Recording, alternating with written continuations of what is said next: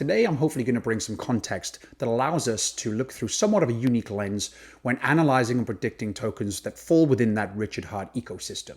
Now, some of you may be familiar with my background. I come from a heavy financial background, a venture capitalist background. And let me tell you this, it doesn't matter if you're a venture capitalist, a high net worth individual who wants to maybe become an angel investor, whether you're an institution with investment arms, a lot of the same vetting process takes place when looking for opportune times to invest, opportune projects to get involved with. Now, we've all seen it on Shark Tank, where a group or a person will bring their idea, their product to the table, and then they will undergo a grilling from the investors there and then in front of us to see whether that product fits their investment criteria. Now, one of the first questions that comes up is always, how long has the company been around and what kind of revenue are you driving right now? Now, some of my background, which I think is a little bit unique even within the venture capitalist sphere, really fell towards innovative tech / fringe technologies. And obviously, the newer idea, the more innovative it is, more likelihood of that particular project, that particular product and company being very much in its infancy. So sometimes we don't necessarily have those revenue-based data points to pull from when looking to see if it's a valuable company or can be a valuable company in the future. And so our criteria moves to a slightly different dynamic. A lot of that dynamic is centered around some of the things you would expect. A lot of common sense come to play here, but looking for a potential network effect, looking at a community, brand buy-in, we call it, looking to see if a community has the brand buy-in that we can build from. Revenue will come providing you have the interest and you've captured the engagement of a particular following or a particular company. Now, a lot of brands, even if they have the most fantastic tech in the world, struggle to gain that notoriety, right? They spend millions of dollars on marketing budgets even before they're a household name. They're spending hundreds of thousands, millions of dollars to garner a community, a following that then can be transformed into revenue and sales and a customer base for that company. Now, to me, looking at the Richard Heart ecosystem, we very much have that community. We very much have a solid group of people who seem to be very intelligent. They seem to be very aware of the market, and they've either experienced or seen the experience that's taken place with the first flagship project in Hex, meaning that the likelihood of people holding and having a much higher bar when it comes to expectations for Pulse and PulseX is a lot higher than other projects. Now, another thing we have going and looking through that kind of investor lens, we always want to do a competitor audit. Now, who is a competitor to Pulsechain and PulseX? Well, obviously other layer ones and other DEXs that are out there to date. Obviously, this is a brand new chain, but ultimately when it comes to price performance, we're comparing that, certainly PulseX to a PancakeSwap, a Uniswap. When it comes to Pulsechain, we're comparing it to Ethereum. We're comparing it to, a Cardano. We're comparing it to really any other layer one that is potentially vying for the same community.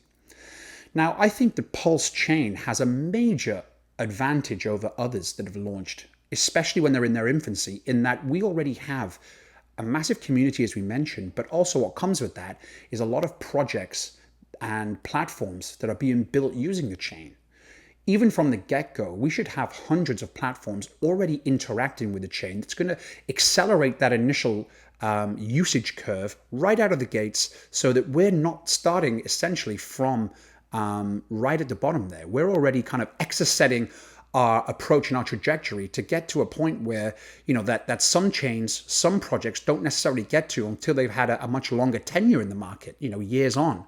That in itself is going to tell institutional money, bigger investors, high net worth individuals that this is a far more trustworthy solution than other new projects coming to the market. Now, obviously, I think that sentiment is one of the most important aspects that you can bear in mind right now, certainly at the stage we're in with the cycles.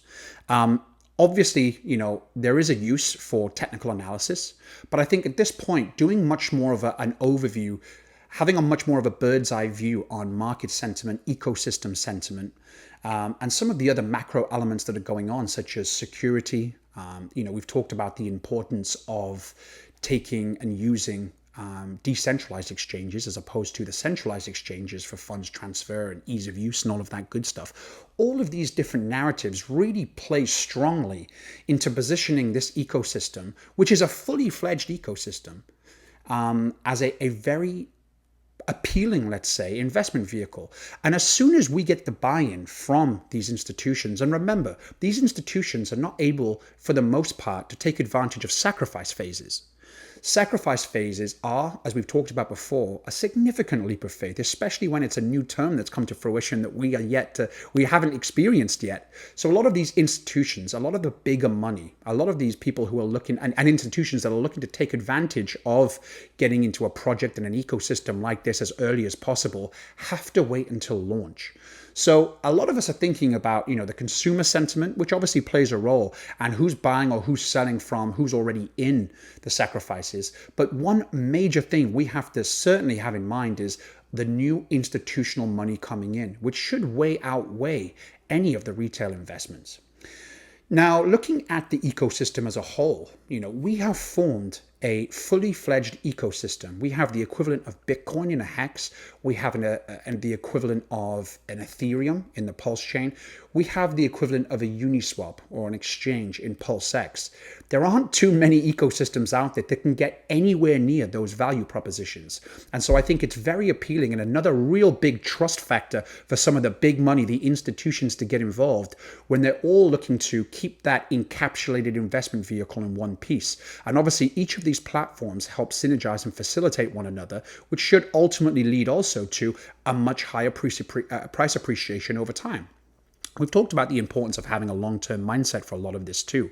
And I think that certainly when it comes to institutional money, they are going to take a far more vetted approach. And they're going to be probably dollar cost averaging too, albeit to probably much larger amounts. They're not going to jump in out of the gates. But what I will see is as soon as we have that initial that initial couple of weeks, couple of months time frame where the roller coaster ride has somewhat come to a stop, and then we start trending in that right direction.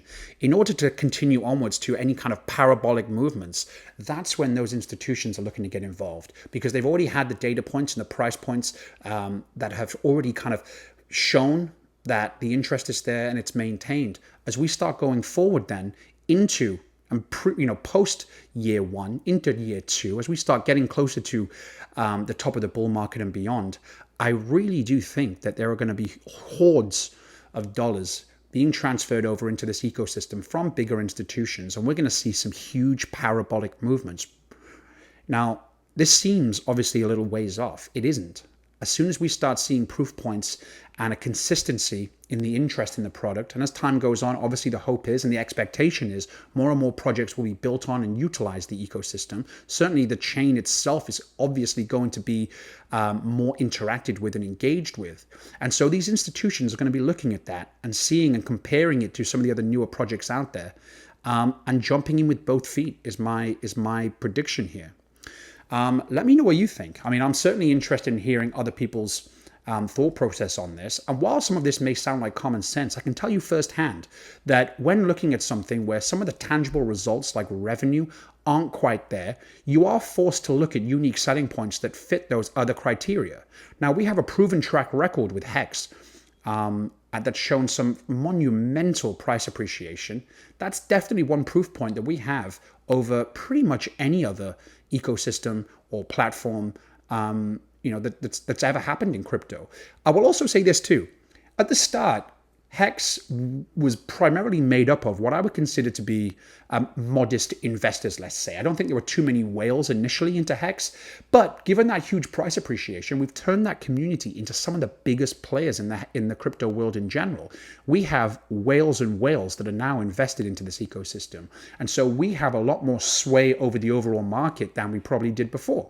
So that's another important note as well. When institutions are looking at just the impact this ecosystem has, it's very noteworthy to say that we're made up of a significant net worth, and that in itself is going to gain a lot of market trust, a lot of authority, and start positioning certainly the community right now in terms of industry thought leaders, in terms of experiencing new dynamics and new product tokenomics that are taking the best of other ecosystems, are taking the best from Ethereum and Bitcoin and improving upon them. So we don't have half of the problems, or we do have half of the problems in relation to a much stronger, unique proposition when it comes to, price appreciation.